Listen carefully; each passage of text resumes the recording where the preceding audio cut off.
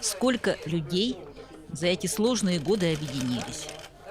Раньше едва знакомые, сегодня как одна большая семья. Свои. Все они свои. Для своих. Потому что по-другому не умеют. В основном это женщины. Совсем разные. Организованная работа вообще отлично. Ну, конечно, вначале притирались друг к другу, но мы уже второй год этим занимаемся, поэтому уже у нас, можно сказать, как семья, потому что мы даже праздники уже вместе отмечаем. Вот Новый год, 8 марта, дни рождения, друг другу делаем подарочки. Так что мы уже, вот актив, мы уже как семья, мы уже друг друга знаем все. Это «Сила добра», это моя дочь тоже, она здесь участвует, она это вышивала у себя на машинке дома. То есть у вас теперь у всех есть такие вот... Да, такие есть, и уже и значком есть у нас. Вот тут как раз у меня на эту подошло, видите? Всю сумму получается. Ага. А какое изделие вот вам вообще больше всего зашло? Ну, какой вы больше всего делаете, готовите? Ну, почти все, и шапочки, и снуты, и балаклаву шила, и рукавицы шила. И носилки мы с Людмилой Владимировной шили, потому что она большая, вот так помогаю все, и выкраиваем, все делаем. А вы швея по профессии? Нет. А кто? Я сама медицинский работник. Проработала здесь в ФАПе у нас. И в 23-м году уволилась уже. На пенсию ушла. Отличник здравоохранения. Все. Кто-то уже сидел дома, кто-то работает. Вы работаете. Насколько удается выбрать время, чтобы прийти помогать? А я приезжаю с города сюда в выходные дни, стараюсь в субботу приехать или как получится. Ну, так, в общем-то, в основном работают женщины сами. А я собираю им, ну, как бы, оказываю им помощь, так сказать, финансовую. Мне приносят там нитки или что-то, я это все сюда снабжаю. То есть каким-то образом мне приносят, знают, что я этим занимаюсь, а я приношу сюда. Люди помогают часто? Очень часто, да. Можно ли сказать, что люди объединились? Да, конечно. Есть такое, да, Да, заметно?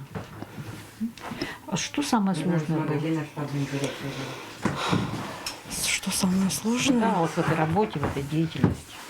Ну, наверное, скажу, что самое главное, это создался коллектив, который действительно работает стабильно. Мы уже 2 года работаем, и друг другу все уже знаем, и друг друга помогаем.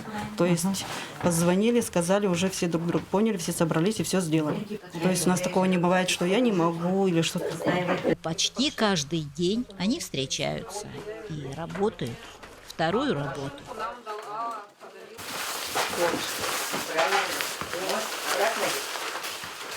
Вот спальные мешки. Мы еще хотим вот так прошить в 3 местах, чтобы 3 функции исполнялось. Было как носилки, можно было использовать при желании, да? Потом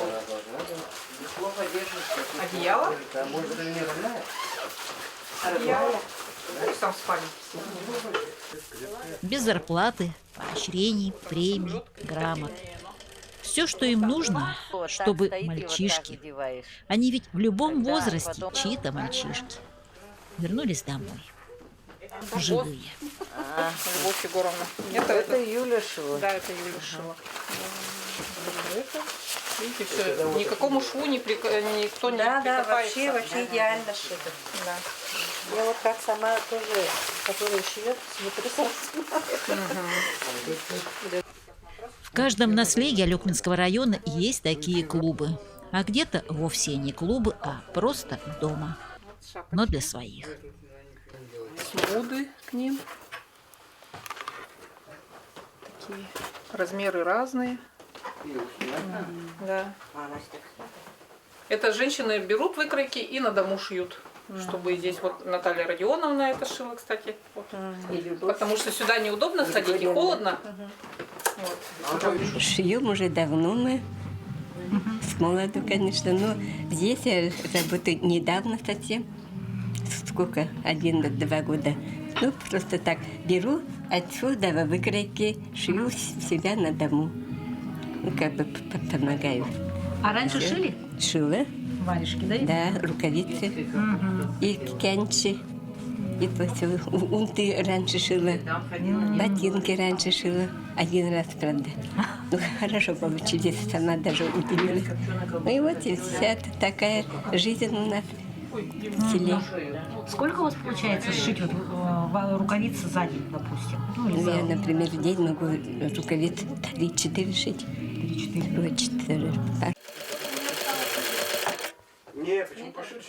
Вот защитника Отечества, защитника Родины – это не только о тех, кто сегодня там. Это и про них. Молчаливых, говорливых, нежных и ворчливых женщин, которые не могут спать спокойно, пока нужна их помощь. Она и правда нужна. У меня 2 сотрудника, они являются супругами. Их сын сейчас находится в зоне специальной военной операции. Буквально не уведомив родителей, заключил контракт после срочной службы и остался служить в рядах специальной военной операции. Да? И вот получается, что...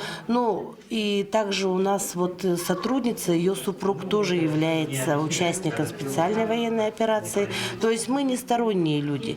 Мы сами как бы являемся частью, как бы пережили вот это все наряду со своими сотрудниками, да, знаем, что это такое по их отзывам, да. И, конечно, нам после того, как вообще...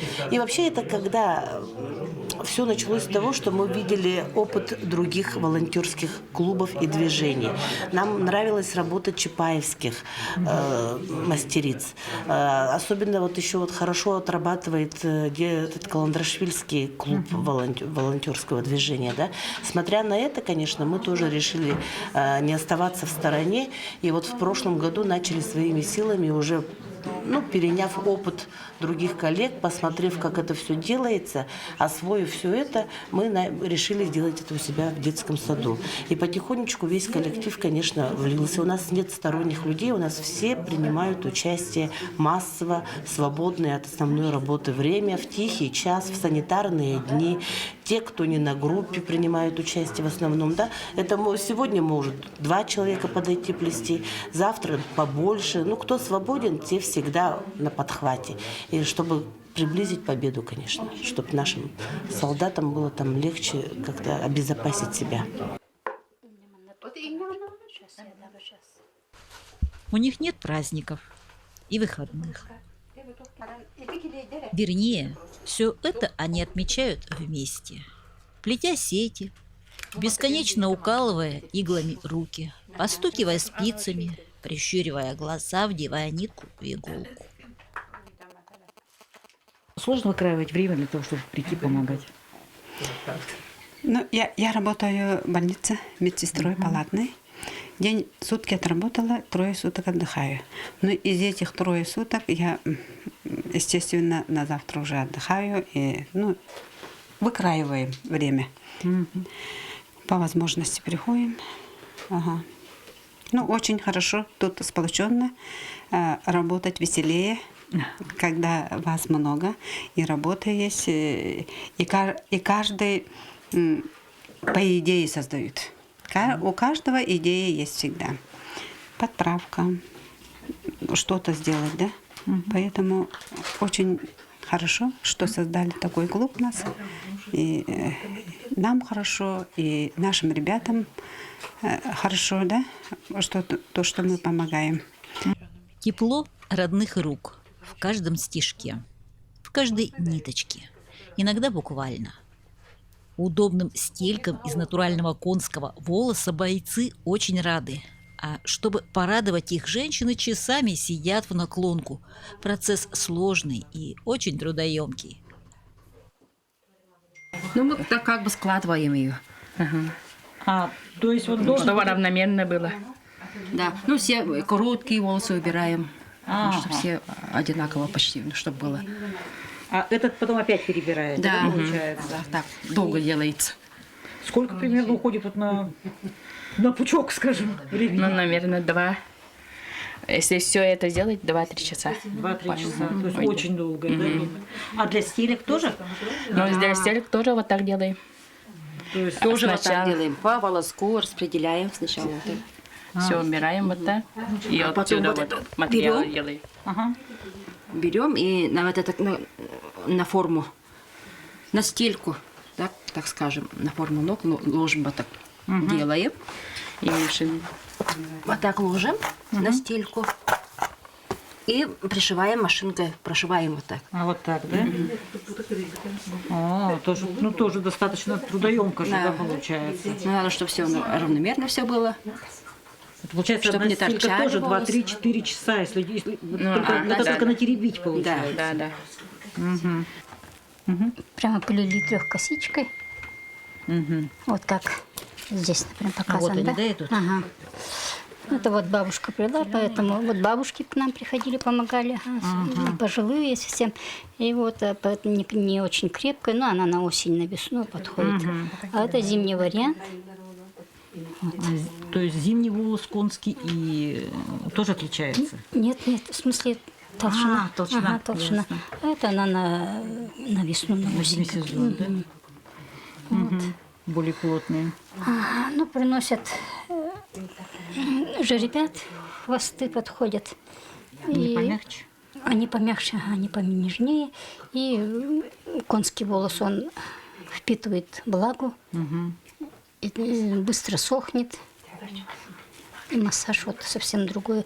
А жеребята, они совсем мягкие, а вот конский волос, он уже погрубее. Но когда это пугало наших дорогих мам, бабушек, жен? Мы когда шили стельки, мы вообще не знали, как обрабатывать, как вот готовить конский волос. И это очень кропотливая работа и длительная, занимает очень много времени, если даже вот просто нужно, например, с хвоста, если с хвоста мы делаем, нужно его раскраивать, очищать, мыть, сушить. Ну, очень длительная и кропотливая работа выходит. С любовью и верой готовят здесь харысхалы, которые силой любви берегут воина. Ведь в каждом стишке, в каждом элементе тепло рук и сердца материнского. Сегодня мы много рассказали о женщинах, но это не значит, что мужчины в стороне. С помощью именно их изобретений женщины плетут сети, ведь первые сети занимали очень много времени. А вообще кто-то у вас, родственники на СВО, кто-то есть? Да. Вот, а почему так вот все включились, вы решили включиться в эту работу? Это подкладочная, Ну как? мы на нее вот А как в стороне оставаться потом? на нее вышивается. Друг предложил, я согласился, все. Это семья Ивановых с женой Василий Ну, сами. изготавливают на свои. Кстати, все выписывают исходники они сами. На свои деньги. Да, на свои деньги. Делают дома, потом вот готовое сюда приносят. Без сильных мужских рук это было бы на порядок сложнее. Здорово помогает. И это как бы ускоряет процесс плетения сетей. Это, у нас плетут везде по Якутии сети маскировочные. Да. Конечно, и да. те, кто плетут и нарезают ленточкой, они знают, что это занимает очень много времени.